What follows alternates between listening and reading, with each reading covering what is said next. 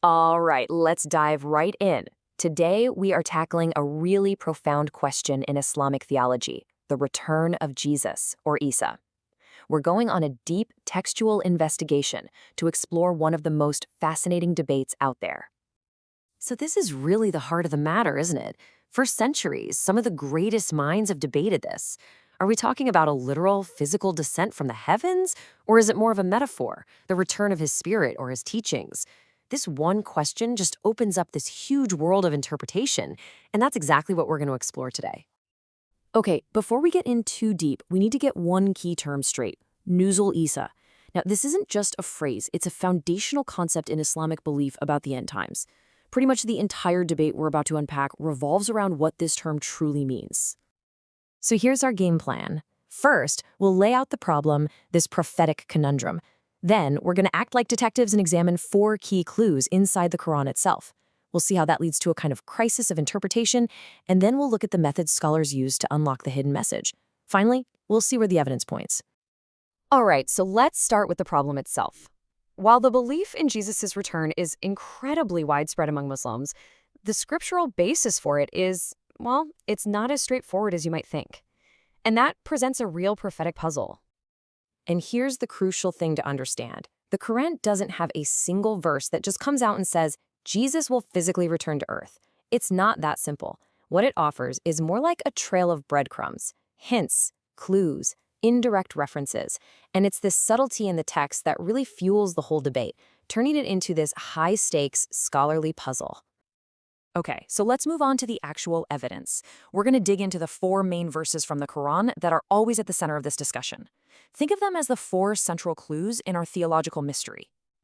So our first piece of evidence comes from the 4th chapter of the Quran, and you'll see that everything here really hinges on one tiny but incredibly important pronoun. So did you catch that? The verse connects the people of the book, that's Jews and Christians, with believing in Jesus before his death.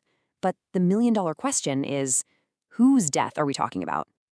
And this, right here, is the fork in the road. If his death means Jesus' future death after he comes back to earth, then boom, the verse is strong support for a physical return. But if it means the death of each individual person from the people of the book, then it says nothing about a second coming at all. The entire meaning just pivots on that one word. Okay, let's move on to clue number 2, which you'll find in the 43rd chapter. Here, Jesus is explicitly tied to knowledge of the hour. That's the day of judgment.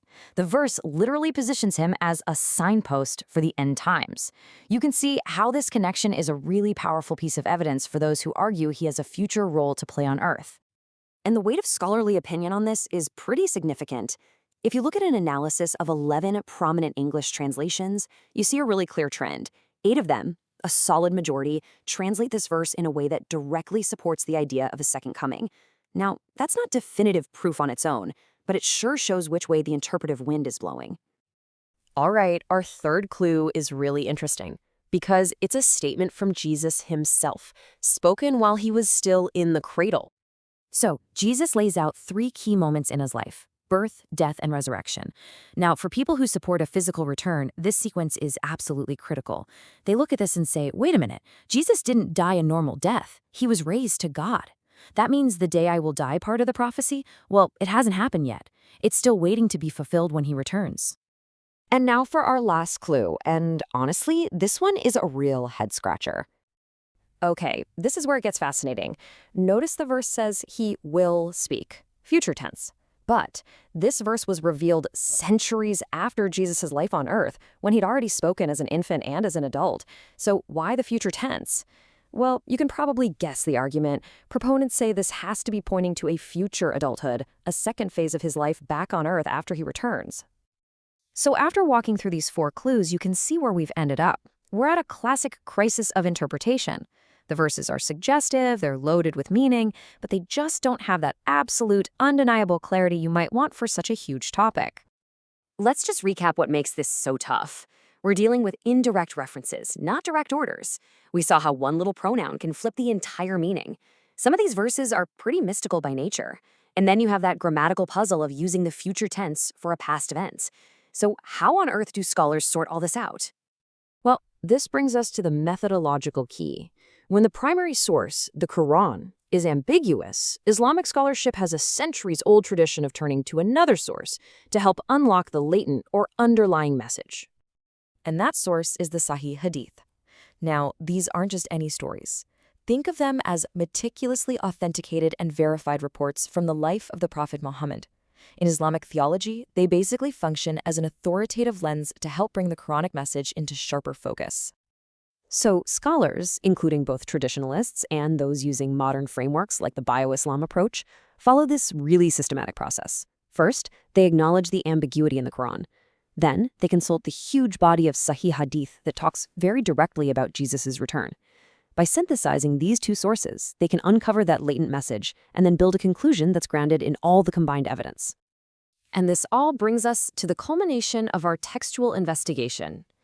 After acknowledging the Quran's ambiguity and then applying that clarifying lens of the Hadith, what conclusion does mainstream Islamic scholarship actually reach?